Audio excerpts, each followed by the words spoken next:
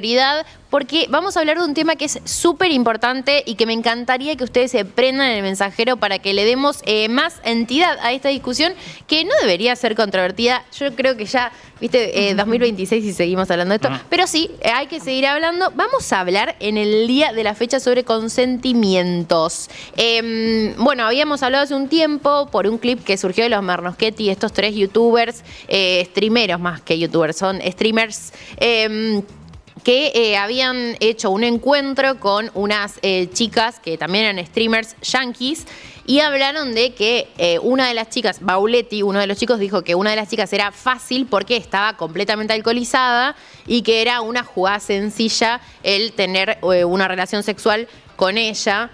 Pero básicamente hablando de un abuso por falta de consentimiento. Y recuerdo en ese entonces que en la mesa se generó un cierto, no sé si debate, pero sí un cruce con Agu Porta respecto a el consentimiento en esos casos. Pero lo que nos preocupa a nosotros es que son chicos muy jóvenes, que los ven un público fundamentalmente joven y se está poniendo en cuestionamiento cuándo se puede acceder al cuerpo de la otra persona con aceptación o no, pero ni siquiera cuestionándolo. O sea, como que el consentimiento pasa a otro lugar y cuando quiero uso y dispongo de la otra persona.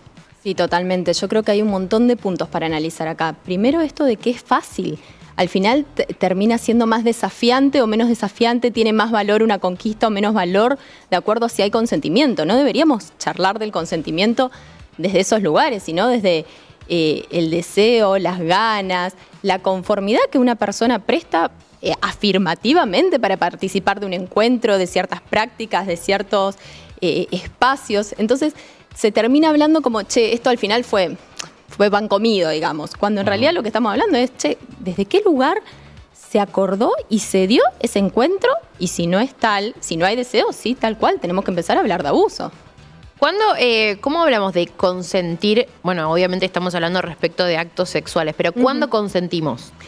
La teoría dice, o el concepto tiene más que ver con dar conformidad a la práctica o al encuentro, ¿sí? Afirmativamente. Decimos que el consentimiento puede ser reversible.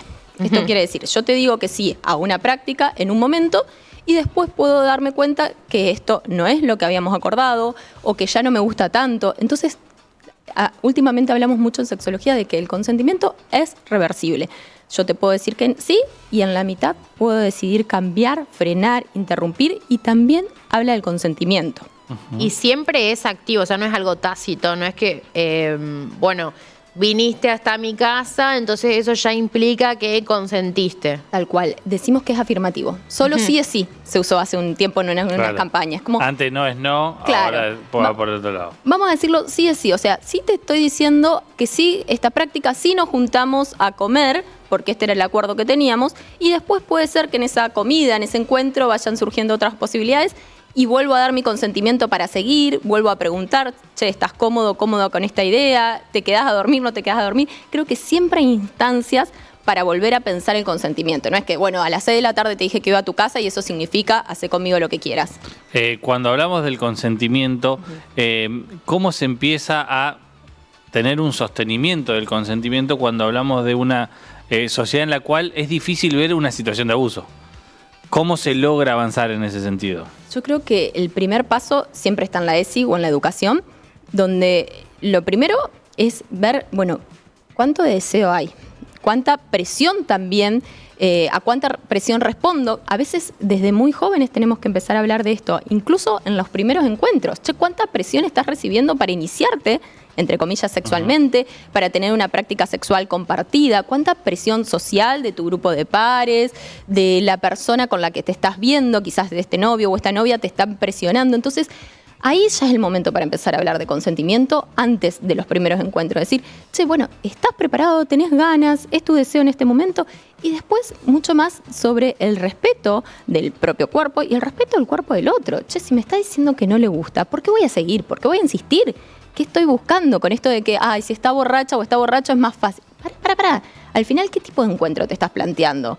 algo de sacarte las ganas, donde estás poniendo a la otra persona en un lugar de objeto, es re fácil porque me saqué las ganas, o estamos hablando de un encuentro sexual de dos personas que tienen ganas, que disfrutan de ese momento, que comparten intereses para qué hacer en ese rato. ¿Y por qué cree por qué, por un lado, tenemos que estar hablando de esto, algo que en teoría debería ser lógico? Bueno, sabemos que no todo es lógico y por eso el sentido común no existe. Pero digo, ¿qué cuestiones más estructurales en términos sociales hacen que esté naturalizado esta falta de consentimiento o que pueda pasar algo que no tenga que ver justamente con el consentimiento? Digamos, que no sé llamarlo alarmas, pero qué cuestiones que están naturalizadas y que están en nuestro día a día son las que terminan influyendo en estas situaciones. Yo creo que hay un montón de cuestiones históricas donde principalmente cuando hablamos de consentimiento terminamos resonando más los casos donde mujeres o niñas o adolescentes no consienten. Y no nos preocupamos tanto del consentimiento en los varones, porque históricamente se habla menos del disfrute, del placer, del deseo de la mujer. Entonces, que una mujer no consienta es como, bueno, si no dice que no, en realidad es que sí. Che, ¿quién se plantea hace algunos años? Bueno, las mujeres también podemos desear, querer, buscar, generar. Entonces, durante muchos años, que esta es la realidad o fue la realidad de muchas mujeres, y sigue siendo, esto de no vas a desear, vos no vas a generar el encuentro. Entonces, bueno, el hombre, en una práctica heterosexual, va a decidir si vos tenés ganas, te va a tener que conquistar, te va a tener que buscar. Y también esta romantización de la mal llamada histeria femenina. Bueno, si te dice que no, te está diciendo que sí. No, eso es tan tremendo. Terrorífico, Tan tremendo sí. y es algo tan común. Creo haber crecido casi toda mi adolescencia con esa frase. Claro. Entonces, ¿cómo vamos a pensar en consentimiento si en realidad te dijo que no y te corrió, pero te está diciendo que sí, que quiere está más? haciendo la También, difícil. y también un valor masculino en que alguien sea fácil, entre comillas, o difícil. Es que la disponibilidad esté ahí dispuesta como un valor. Que cuando algo es más complejo o incluso cuando no tenés acceso a algo porque te dijeron que no, haya un interés extra por tenerlo, por tomarlo, por que la otra Por la persona deje de conquista. ser una persona, pero ni siquiera más allá de la conquista, porque en la conquista al menos quizás algo de consentimiento hay, pero incluso de Sí, obtener capricho, lo que hasta violento. te dijeron que no. Sí, yo creo que la punta del iceberg es la romantización de la conquista y estamos cargados de productos culturales y de películas y de Sí, series que donde en el está medio de bueno esa conquista, eso. perdón, Coqui, hay momentos que pueden ser angustiantes también.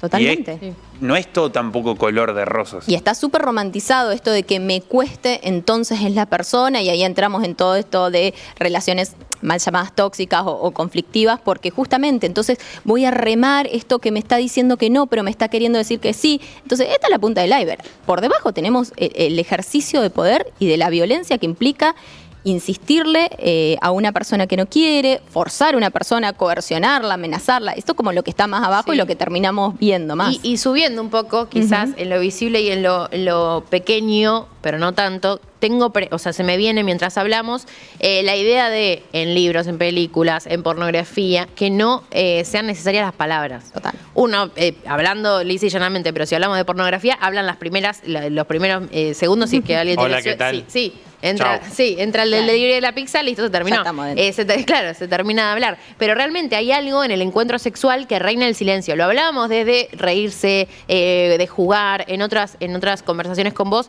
pero cómo la idea del silencio, de que no hacen falta las palabras, estuviese también romantizada. Sí, porque tenemos que entender que la pornografía también es fantasía. En las novelas románticas también se cumplen fantasías, donde, bueno, la otra persona me va a dar esto que estoy queriendo sin preguntarme, sin mediar la palabra, como vos bien decís, donde no nos tenemos que poner de acuerdo porque las personas hacemos un guión que nos sirven a todas y nos gustan todo el tiempo.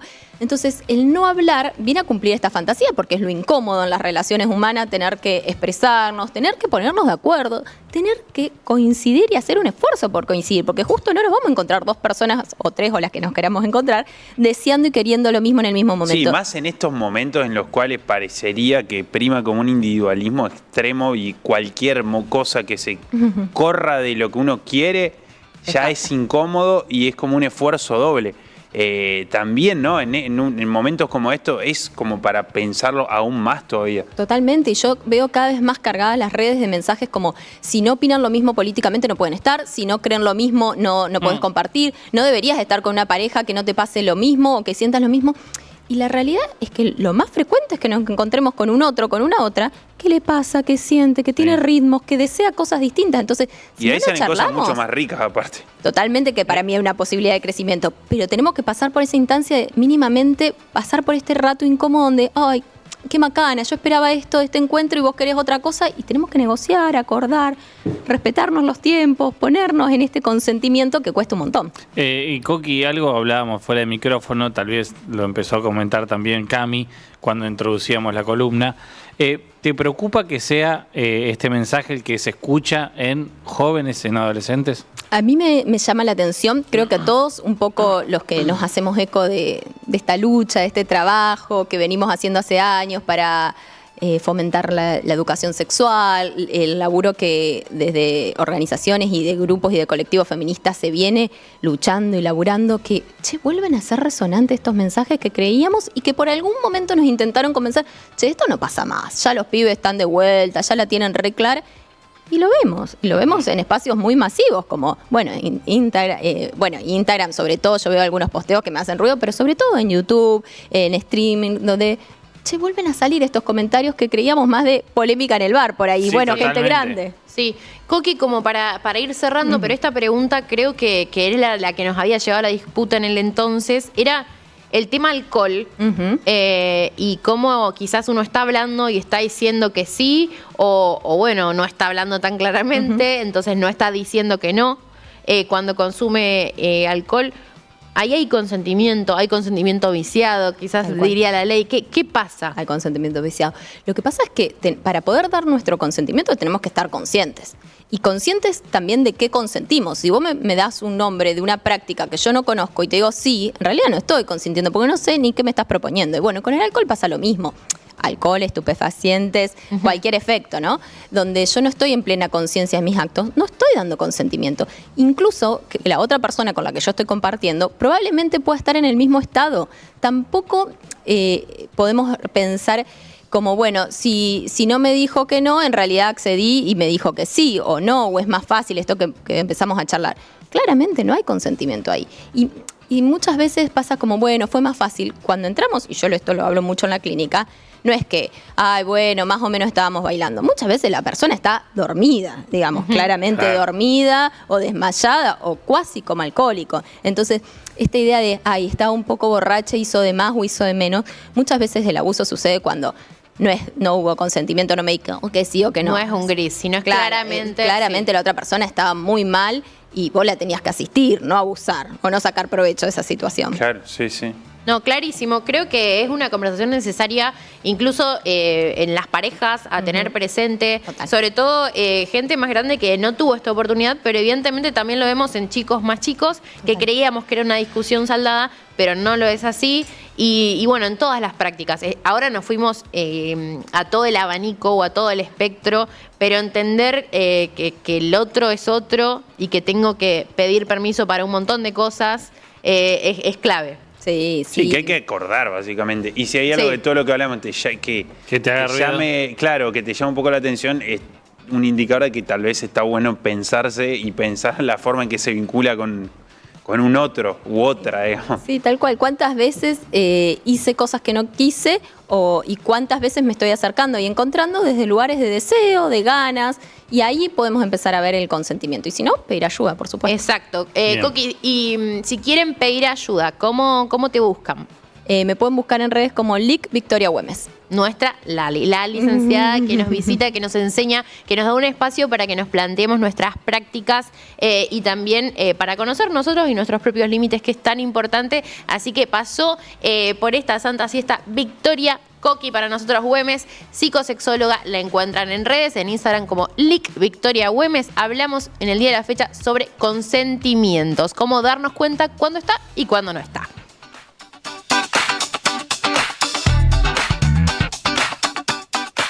No es momento de dormir.